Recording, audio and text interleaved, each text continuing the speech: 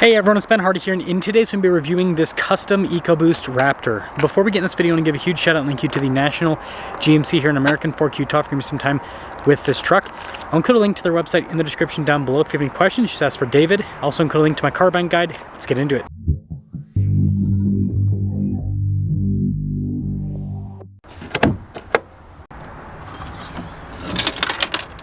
Now, being the EcoBoost Raptor, this is powered by a twin-turbo 3.5 liter V6 that goes through a 10-speed, puts out 450 horsepower, and then 510 pound-feet of torque. Before we move forward with this review, I do want to mention if you want to see more videos just like this, then I recommend you subscribe because I post content every single day. So taking a look at the hood, you guys can see with the decals on either side. I think that looks really cool, and then love how it's blacked out there in the center. Normally that's just plastic on the Raptors. And then you guys can see here with the grille also painted black. Got the new headlights that they introduced in 24. Pretty cool. You can see the marker lights have been tinted, blacked out here on the bottom, and then you got the body painted bumper, which with the green looks pretty darn cool. Now our tire wheel setup is 37 by 13.5 by 22 in the front and over in the rear. And yeah, of course, aftermarket wheels. I know this is not going to be everyone's cup of tea, but a lot of these Raptors are mall crawlers and people just want the bigger, fancier wheels.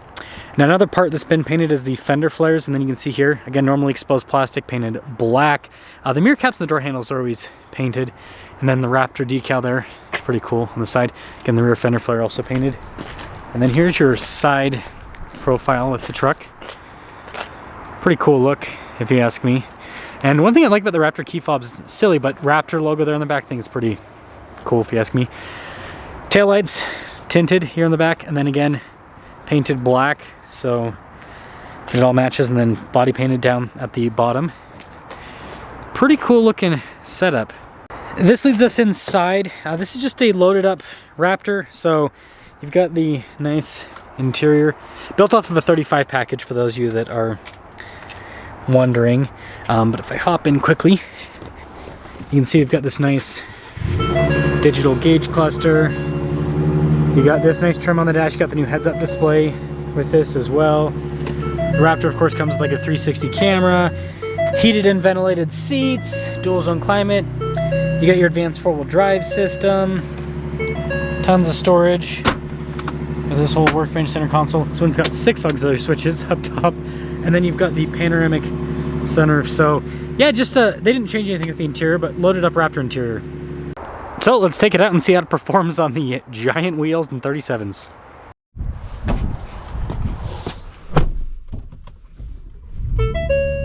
Well, let us set off in this modified Raptor. You know what? I'm just gonna say it. I do not miss Ford's chime. I do not miss it. I always see comments and people complain about Ford's chime, and I'm like, yeah, whatever. And that was when I owned Fords. And I haven't had a Ford in quite some time, and now when I get in and review it and I hear the chime again, I'm like, stop. It's like traumatic flashbacks to having to listen to that horrible noise. But it's not the worst thing on the planet, but I do think Ford should calm it down. That's for sure. So this update on the Gen 3 I think is really cool. It's interesting how they've set it up to where the 35 package just has the regular live valve, and then the 37 package and the R have the new dual valve live valve, which, I mean, it makes sense, right? It differentiates. I mean, that was one of the problems with 37 package, is it was not really differentiated enough from the 35 package. But now with the dual valve live valve, it feels more differentiated. Now I'll say one of the things that's so nice about the Raptors is the ride quality. Even with these chunky tires, huge wheels, still pretty cloud-like. And if you keep the stock tires and wheels in the Raptor, you know, the 35s or the 37s, whatever package you get, it's so comfortable over bumps.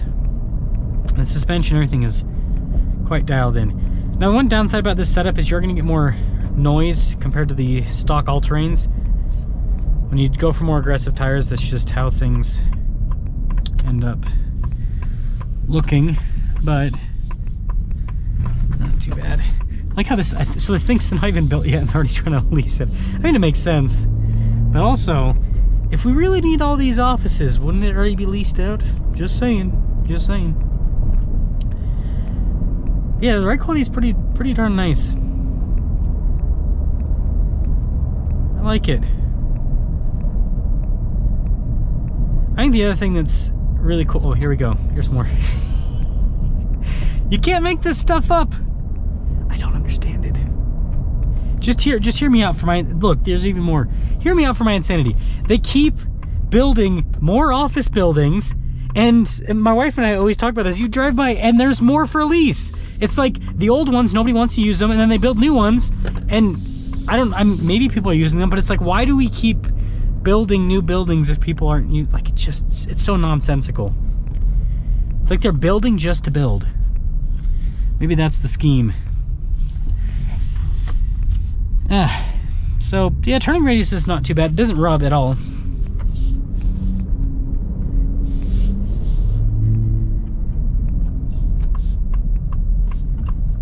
I like the paddle shifters. Nice metallic sound with them. I forgot how floaty these trucks are.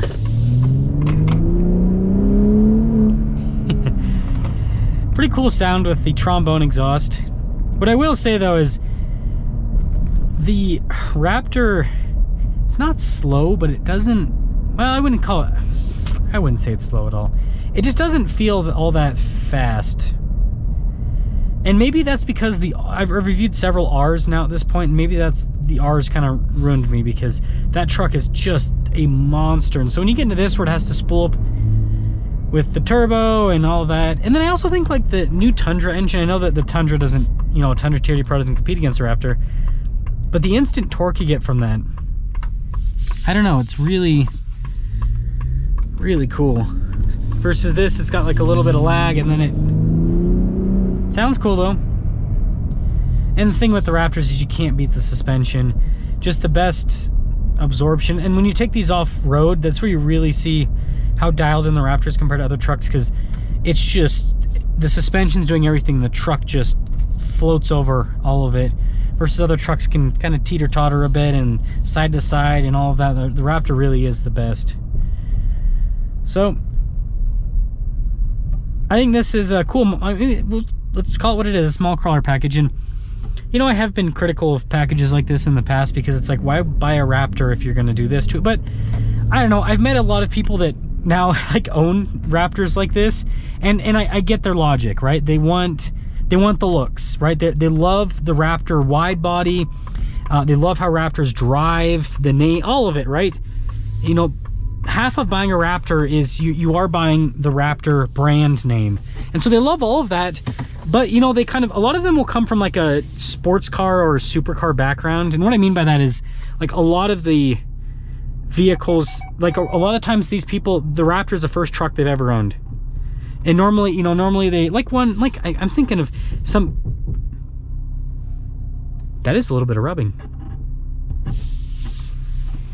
Well, I take that back. Anyways, like one person in particular I can think of, it's like, yeah, the Raptor is that's the first pickup truck they've ever owned, and they don't really do, I don't want to rip up the grass here, so we're gonna put this in 4-wheel auto.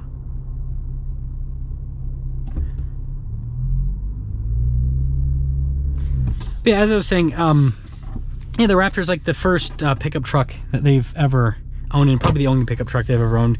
And normally they're driving like sports cars and supercars and stuff, so I get it. I get it. No hate. I just don't understand it in terms of, like, I would much rather have like the big beefy tires and the smaller wheels. But let me know what you guys think about this Raptor build, and wish me luck on trying to park this thing, because I'm trying to remember how they had this fit in here. So yeah.